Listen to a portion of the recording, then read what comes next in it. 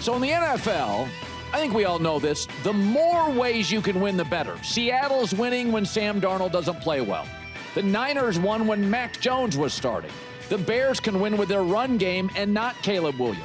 Philadelphia won a game this weekend where they didn't complete a pass in the second half. A lot of different ways for the Seahawks and the Niners and the Bears. The Eagles, maybe more than any team can win. But with the Rams, it's different. If Matt Stafford plays poorly, they lose. In the 11 wins this year for the Rams, he has 30 touchdowns and 2 picks. In the Rams' 5 losses, he has 12 touchdowns and 6 picks.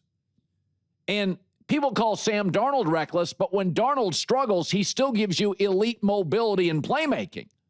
Stafford now took over the all-time lead in pick sixes. Like, it's just not good if he's struggling. Yesterday at the end of the show, I called it the McVay magic.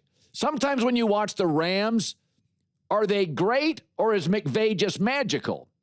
Brandon Staley was McVay's brilliant defensive coordinator until he left the building. Zach Taylor, 10 games under 500 in Cincinnati. He was the next McVay. I hear that defensive coordinator Chris Shula is going to be a head coach. But I just watched Bijan Robinson have his best game as a pro, 9 yards a carry. And they didn't do a lot to adjust at halftime. Is he really a great defensive coordinator? I mean, the bottom line here, if not for an amazing play in special teams by Jared Verse, how close is that game? And here's what's troublesome. Beyond being very dependent on Stafford, is in the last 3 weeks, the Rams defense, second worst in the league in yards allowed per play. I'm not denying Verse is great, and Stafford's unbelievably talented, and nobody can defend Puka. But it is interesting when you have McVay and Kyle Shanahan in the same division. I talked about this yesterday. Because with both McVay and Shanahan, it's like they're illusionists. Is Brock Purdy really a superstar? Last guy picked in the draft, he plays like it. Is Jawan Jennings really that great? As like a 6th or a 7th round player. Well, he plays like it. Is the Rams' offensive line really that good? Got bullied last night a few times. I mean, they couldn't block the edges. Or is it just, again, the McVay magic? Because what is absolutely clear with LA, there's absolute deficiencies, and they're getting exposed. The O-line, all it takes is one injury, they struggle to protect. The defense, last 3 weeks regressing. Stafford gets reckless. Without Devontae Adams, they absolutely struggle in the red zone. So, and then losing to Atlanta really hurts because they have Atlanta's first-round pick. A couple weeks ago, that thing was like the 8th pick. Well, now that's dropped down to 12th. So beating Atlanta for no other reason to secure a top 10 pick was important. And they were completely worked, out-schemed, out-coached, outplayed, out everything in the first half. And in the second, they still didn't do a great job adjusting. So in San Francisco, you know, it's like every quarterback with Kyle Shanahan looks so much better than potentially they are until they leave the building. And with McVay's staff, I'm almost told how brilliant it is. And I watch all these guys leave the building, and they're not as brilliant. So McVay, totally dejected, keeps it really curt and succinct when he loses, says these starters will play next week in Week 18. So Week 18 isn't great. Saturday, Seahawks-Niners, fantastic. And then we've got the Ravens at Pittsburgh, and the winner goes to the playoffs. And a lot of the talk in this game is the future of John Harbaugh, the Ravens head coach. Feels like every 5 or 6 years he gets heat. And Mike Tomlin, the coach of the Steelers. I'm reading a column this morning. Whoever loses, the coach could be in trouble. But I don't feel the same way. 2 years ago, John Harbaugh was in the AFC Championship.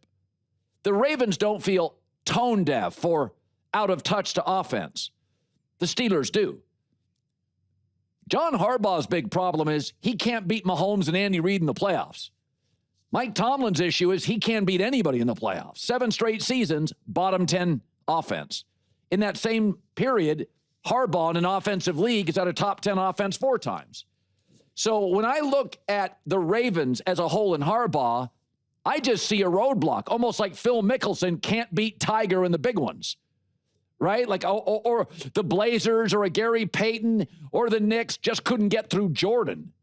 Like, let's be honest. John Harbaugh's biggest issue is they couldn't beat Mahomes. Lamar couldn't beat Mahomes. He was struggling to beat Andy Reid.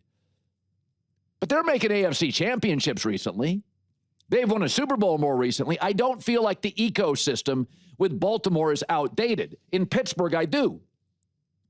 Once again, they can't run the football. What's that, 7 straight years? I mean, go ask yourself, when's the last time a Mike Tomlin team beat an elite franchise quarterback in the playoffs? Go ahead and look.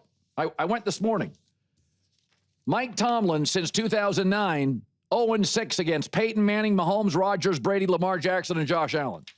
So I don't feel like Tomlin, and I'd hire him in a second if I was the Miami Dolphins or Tennessee Titans. It's not that he can't coach. Same with Sean McDermott. I'd hire Sean McDermott in a second in Tennessee or a second in Miami. But when I hear that, well, Harbaugh and Tomlin, I don't feel the same with those two. I mean, all you have to know is the Steelers have the second oldest roster in the NFL and spend the most money on defense. That's the influence of Tomlin, who's still an elite motivator. The Ravens, they spend their money mostly on offense. I mean, they'll pay for Kyle Hamilton, great safety, they should. They'll pay for a great guy in the defensive line, they should. But I don't feel the same. Here, my wife talks about this all the time. As you age, she says, everybody gets older, just try to stay current.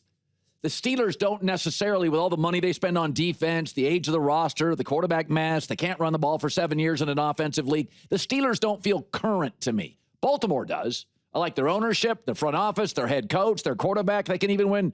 Huntley, the backup quarterback's good. They get efficient play when Lamar doesn't play. So it doesn't feel the same to me. I can like a coach, Sean McDermott, and think it may be time if they lose in round 1. And I can like a coach. I think Tomlin would be a great TV guy. He probably doesn't, he's shown no interest in that. He doesn't want to do college.